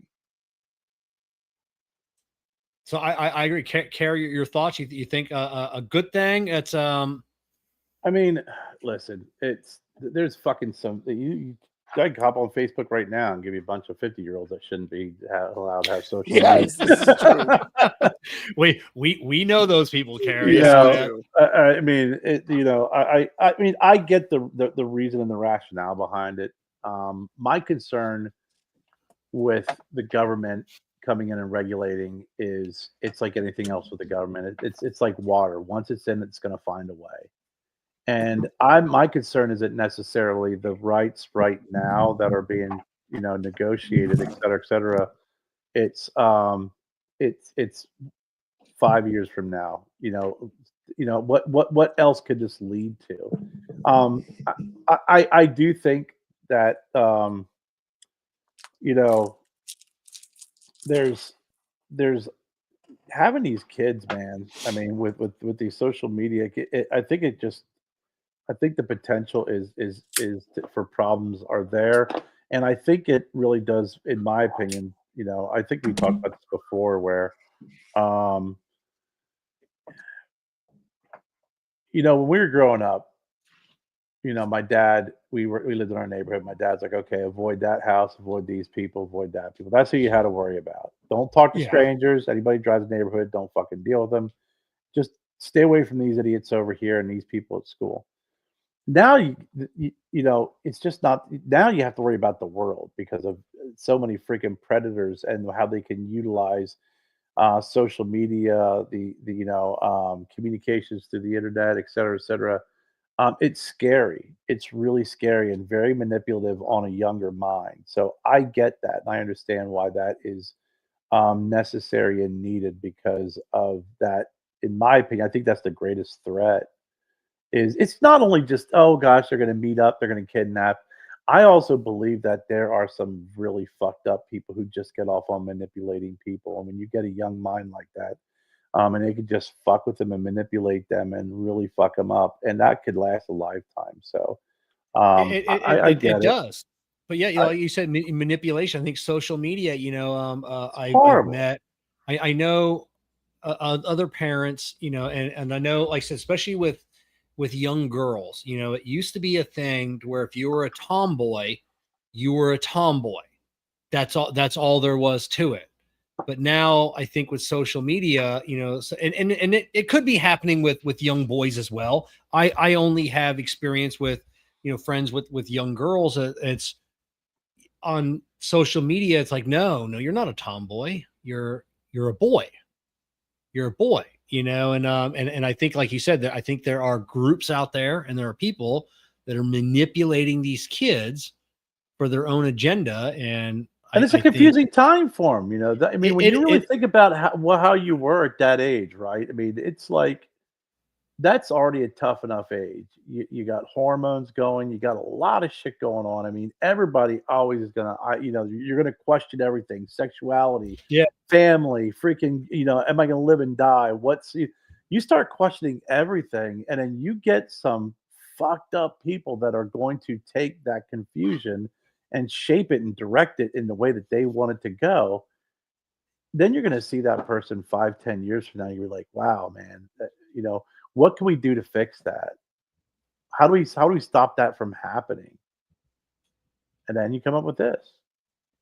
And people are like, well, now you're trying to take my rights away. So it's like, you can't have your cake and eat it too. don't sit. It's that Monday morning quarterback, right? Or the man in the ring. We all know that little Yeah. thing. It's like, you know what? I fucking have a problem with people that continually sit in the sidelines, or they sit in the freaking seat of the critic and do nothing, offer nothing, but have nothing but opinions and criticisms of those who are actually trying to do something. I think more of this probably is involving around kids on kids. My buddy recently, his daughter turned like 16 or 17, and he had a very strict rule in the home. They have a family Facebook page. They have a family Instagram page. Well, his daughter was bugging him up and down to get her own. So he looked at her and he said, okay, fine. You can have it under one condition. I create it. I have your passwords. I curate it so I can remove anything I don't like. And we run it together. And she said, no. And he looked at her and he said, exactly why I don't want you to have one, because there's so much scum out there. You're unwilling to let me look at the things you're doing online. I don't want you doing them. So he goes, until you're ready to let me look, you're not doing it. I think that's fair. I had to sit there and watch a rated R movie with my parents. I had to sneak freaking beer. I had to sneak beer into the window. I mean, we all had ways of sneaking shit. You don't have rights as a kid. You don't. Yeah, I mean, Gabby's 18 now. Now Gabby is a little different because she has autism, but I have the parental control apps on my phone. There are things that she cannot see on her phone. She does have a laptop now, so she has a little bit more reign. But there's still things I don't let her see. I can I have her email passwords that I keep track of. Make sure there's no weird guys, or weird people, trying to get in. And luckily she, pretty safe. If she's doing any, hokey shit, she's definitely doing a good job of hiding it. That's what my buddy told his daughter. My buddy's got like these what's called nanny cam style apps on her phone. Every stroke of every key comes across in a CSV file that he can upload to Excel and literally get all of her everything information off of her phone. And when he was going to get, because she had been wanting one, he goes, the rule was you didn't get one until you started to drive. But guess what? She's going to be 17. And he's like, he goes, but guess what? This is my phone. This is not your phone. I pay for it. I pay for everything for you.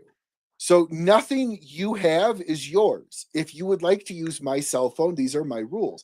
I don't have a problem with that, especially for daughters. Like, I know that's sexist or whatever, but there's so many fucking people out there that are disgusting that send inappropriate stuff. One of the things that was going around with the soccer games and sporting events is people sending dick pics through AirPlay. Yeah. Like, what the fuck? Are you serious? All of a sudden you look at your phone, you got a dick pic or a naked buddy or naked somebody. Like, I am scared of not what my daughter can do, of what my daughter could accidentally stumble upon. Yeah. Well, I think the challenge with that is that, especially when you get to that age, 16, 17, 18, is that by that time, they have a lot of their own opinions formulated. We've done a job of raising them to get to that age.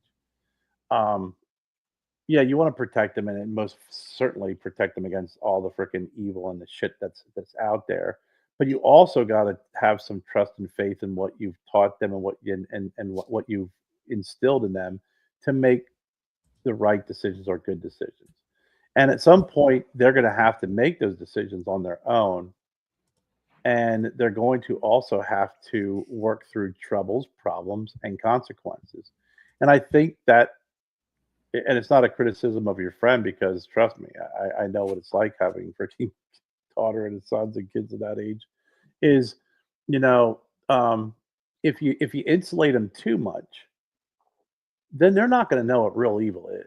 They're not going to know what real bad shit is. Correct. Yes. And if you freaking protect them too much, you're not going to know that. And at some point, you have to allow them to you have to give them they earn the right, and they earn those responsibilities, and they earn the freedoms, or whatever you want to call it, but they earn that trust to move forward. Once they break that trust, then that's a completely different story. Yeah. But I do think that the one thing that we've fallen short as a society with looking at how kids are being raised, and I think it started with our generation, is wanting to protect them so much. Did he just disappear again? No. Wanting to protect them so much that it just it's there's a disconnect from what is out there, and then we sit there and we go, I can't believe you don't fucking understand that. Where's your common sense? It's like, well, your common sense has been freaking dulled because you've been freaking cushioned and you've been freaking bubble wrapped.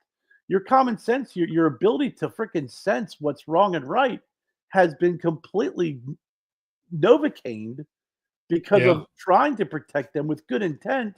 I get that, but there's a reason why the saying "good intentions pave the way to hell." So I think it's such a double-edged sword, and it. I don't have the fucking answer. I mean, shit, there's tons of mistakes I make, as a parent, because you don't want them to get fucking hurt. Well, I actually posed that question to him before, like, what are you actually teaching her by doing this? And he goes, I've never actually looked at any of her stuff. But the fact that she knows I can, I'm hoping will make her make right decisions. And well, what happens when that goes away, right? What happens when that oversight goes away? I guess at this point in time, parents are grasping at ways to just make sure their kids are protected. Yeah, I don't disagree with that. Yeah, we want to protect our kids because all three of us, right, sitting here on the show should be dead. Like we have all done stuff. Like how are the three of us alive today? I have no idea. I don't want my kids to do the things I did because, like I said, I look back now, I'm like, oh, I'm smart.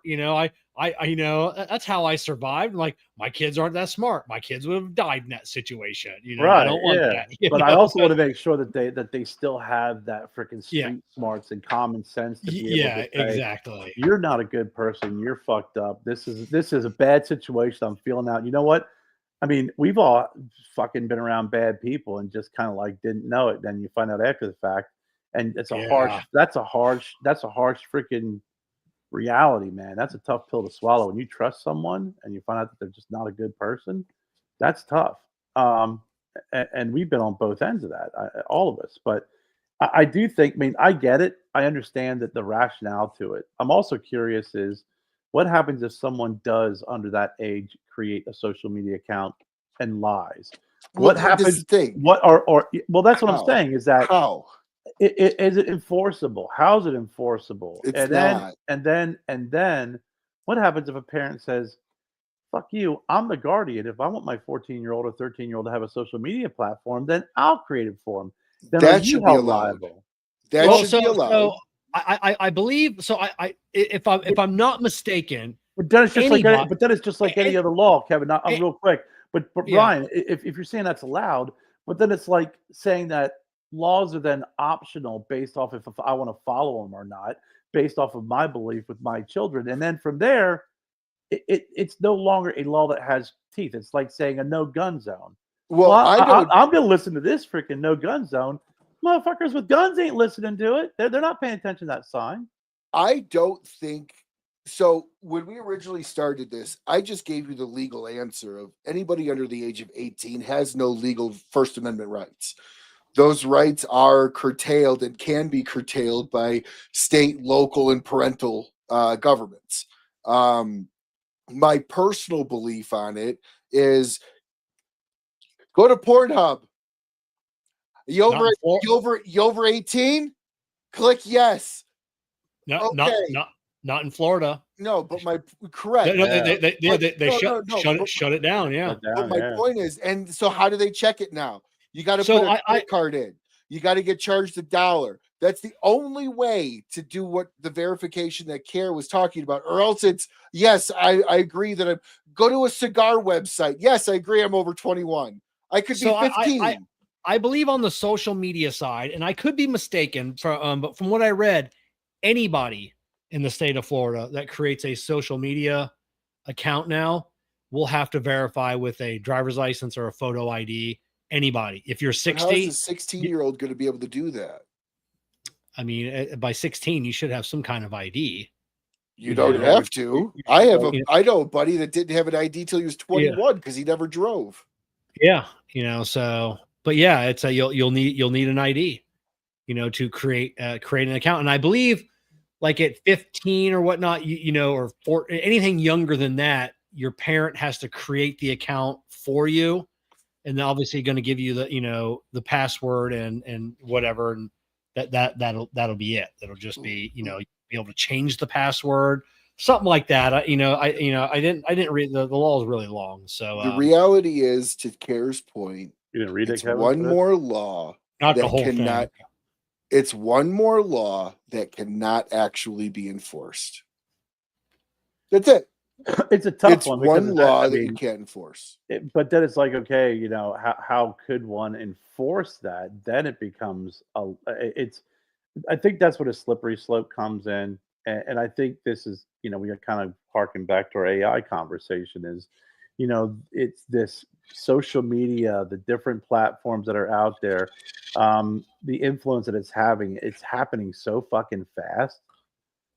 And it's impacting kids at a level that's just we've never seen before. I mean, listen, I get that you how many kids? I mean, I know my son sometimes will send me some TikTok, clips on something. And I'll be like, okay, yeah, that's funny, or okay, that's interesting. But that TikTok clip, I think what happens at some of these kids at the age, they'll see a clip and they'll believe that to be fact. Yeah. Right? And it's like, well, dig in a little bit deeper and you realize they're just taking a fucking snapshot of a conversation, or they're giving you information that they want you to freaking think is factual, but they're not giving you background on it. They're not fully explaining things to you. Back to reading the book, really digging deep and seek to understand. Just don't freaking see a TikTok and be like, oh my God, I can't believe that such and such did that. That's horrible. Well, did they? Yeah. So my teacher in I used to read Cliff Notes. And for those of you that don't know what Cliff Notes are, it's a very small, usually 15 to 20 page synopsis or less of a book. And I got nailed in school reading the Cliff Notes. And my teacher pulled me aside. He goes, why are you doing that? He goes, you're spending your time reading. He goes, I'm like, because this is what you wanted. Like, this is going to give me the synopsis without having to read the book. He goes, correct. But then why does this person do this in the book? And I had already read the Cliff Notes. And I'm like, well, I don't know. He goes, so then why does X person do this in the book? And I said, why? I don't know. He goes, so then you don't understand even the information I'm asking you to digest, because you don't contextually have all the angles of the story. All you're doing is regurgitating stuff that somebody else synopsized in a little thing. And that, like that's the reality. Like that's the reality of it is. That's where we are going to be smarter, but we're going to be dumber at the same time, because we're going to lose the ability for comprehensive understanding, right? Contextual understanding. See, in that situation, look at us being smart. But that explanation or that example, it goes back, and I think it strengthens the argument that with ChatGPT, for example, and obviously it's a lot deeper than a fucking Cliff Notes, because Lord knows I love my Cliff Notes. But were you really smarter because you read the Cliff Notes? You understood the basic concept, probably could pass a test. Yeah, correct. But were you really knowledgeable? No, because I didn't know why X happened. Right, exactly. So that's why I think, it goes back to that earlier argument where you can have someone or something give you an answer to a question, or hey, give me the answer to 2 + 2, and it gives you. But if you don't really know how to work out the formula, which Kevin, no criticism, but I understand at our age, just fucking give me the answer. Yeah, I'm beyond learning algebra right now. Oh yeah, You know? that's what I said. You know, I'm asking trigonomic based Right, questions to yeah. ChatGPT, and like Yeah. I don't need to know this. You Yeah, know, this ain't 10th grade. I've been there, done that. I passed. when ChatGPT gives me the sine and cosine and all, I'm Yeah. like, oh, No. you have a misunderstanding of my knowledge here. And, This is just a simple question here, brother. I'm not asking Yeah. you this. I did not say I want a minor in yeah, trigonometry. I just want to know what the fucking answer is. You know, but Yeah. I think that's where and going back to just and I always teach my kids, you know, I don't care whatever you want to believe, whatever stance you want to take, political, social, whatever. I'm going to love you no matter what. That's your belief, and I'm going to support you and love you. Well, it is. I'm kidding. It is. It is. I mean, listen. Even if your kid's a killer, you're still going to love him. You're not going to agree with him. You're not going to freaking support him. You're not going to freaking whatever the case may be. But it's still your child. So my lessons are, you know, if you're going to go down a path, or if you're going to have your belief, educate yourself on what you believe. Make sure that you're knowledgeable on what you're passionate about. You may be passionate about something. Make sure you're knowledgeable about it too, because there's nothing better than someone whose passion is equal, or their knowledge is equal to their passion. Make sure that you're knowledgeable and you read about the opposing view, or those who oppose what you think. Because what will happen is, and you engage in conversation, because what happens at that point is you still may disagree with that belief, but if you engage people and you learn more about it, you may have a better understanding of it. You may have a little bit more respect for it, but you may not agree with it. And this society has a hard time with disagreeing with people and still respecting them and still moving forward. It's all or nothing. And at that point, once you've done that, treat people with respect. Treat people the way that you want to be treated. That's how you can still have lively debates, disagreements, differences of opinions, but you can still freaking go to fucking Thanksgiving dinner and still fucking eat the same meal and freaking play Uno afterwards. That's how it's done. But there's too many stupid people that are like, hey, I'm a Democrat. Hey, I'm a Republican. Hey, I'm not coming Thanksgiving. Fucking Joe's gonna be there. Fuck him. Oh, well, fuck Frank. I'm done with him too. Or Nancy. Dude, really? You're that passionate about someone you don't know? Yeah. A political figure that you're gonna freaking just disconnect from a family member? You are that passionate about the freaking the Democratic Party or the Republican Party that you are going to disconnect from people? I mean, even freaking religions. I mean, the true, like Christianity, we talked about this before. Christianity is truly loving everybody. You don't have to accept, you don't have to freaking agree with, you may disagree with, but love the man, not the action. Love everybody. Love everyone. And that's missed. Everybody is a freaking if then that. You're cut off, you're doing this, you're doing that. And I think that alone has made us a dumber society. I think they talk about how it's a split society and we're 50-50 over this. It's like, no, we're just dumb. We're intolerant. We are no longer a tolerant people. Yeah. So I will give you my opinion on where I think all that came from. And I'll harpen it with a different example. Came from me. I just said it. No, I'm talking about the idea. When you look at drinking, yes, you look at drinking in France, they're 12. They're 12, 11. Everybody drinks at the table. It's not a big deal. It's not treated as it's an extracurricular activity or a marathon, weekend long event. You go to Audi factories and BMW factories in Germany. They have beer vending machines there. Everybody's allowed one beer at lunch. It's not a big deal. We treat politics and religion as if it's prostitution. Don't talk about it. Don't argue it. Don't ask anybody who they voted for. Hush, hush, hush. So we have, for 2 generations, I would say, mine and definitely the one after me, have literally grew up listening to our parents go, don't talk politics and religion. Don't talk politics. So we don't know how to talk politics and religion. It's like, don't drink at home with your parents. When you turn 21, what are you? You're on an all weekend bender at every bar you can get dragged to. Why? Because drinking is now an event versus like, it's just something that we do.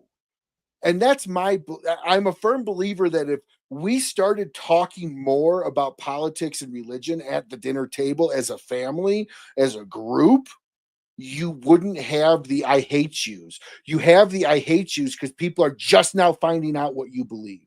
Well, it's because I think you bring up a great point, because when we would have dinner, like when I was growing up, and dinner was, we would talk, but if my dad would let us, freaking Big Tony was in a bad mood. He didn't say shit because Lord knows you didn't want to say the wrong thing.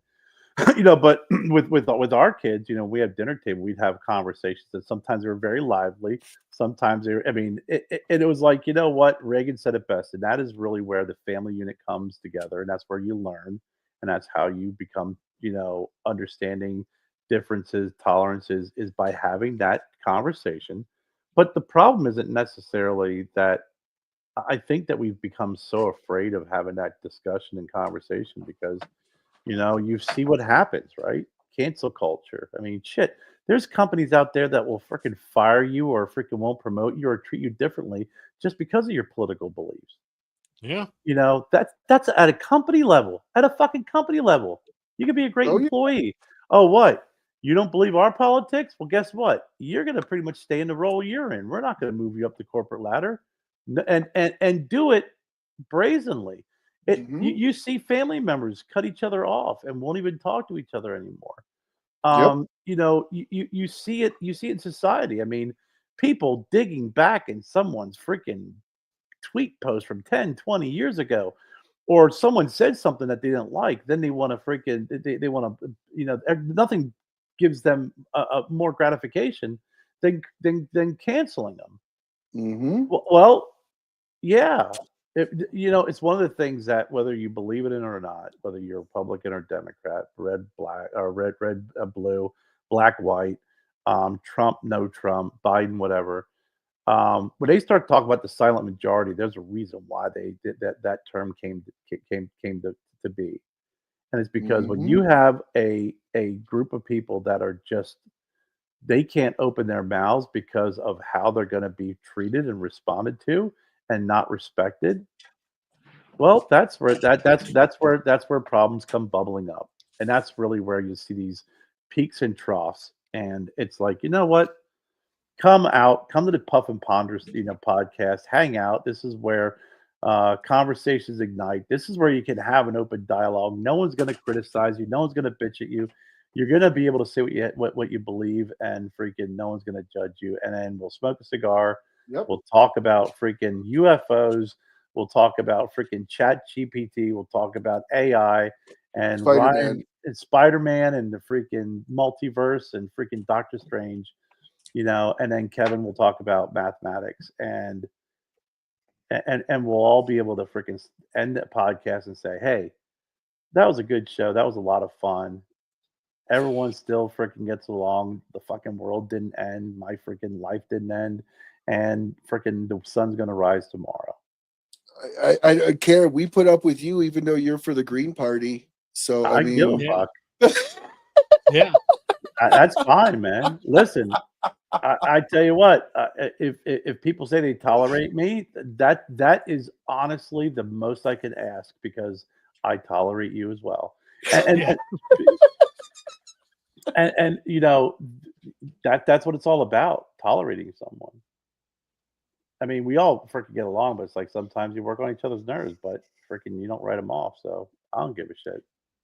That's it. That's a perfect thought to end another episode of the Puff and Ponder podcast. You definitely will not be seeing us next Monday night because of the inauguration. We got the championship. The Ohio State Buckeyes are playing. Maybe Karen and I maybe later in the week we'll do something. So it's been game. Yeah, it's been a great show. Ryan, thank you for coming on, joining us. Anybody, make sure you're in the links down below, all the social medias. Me, Care, Ryan. Make sure you check out JerkyGent for a good beef jerky subscription. Look for an unboxing coming soon. Joe claims, Joe, just give me an update. The claim, not from Joe, but from Jennifer, is that Joseph doesn't eat jerky, and he's never seen the jerky on my table. You know, but what the good thing about this is, because if he is lying, he's never allowed to eat jerky for the rest of his life. Like, he can never catch you.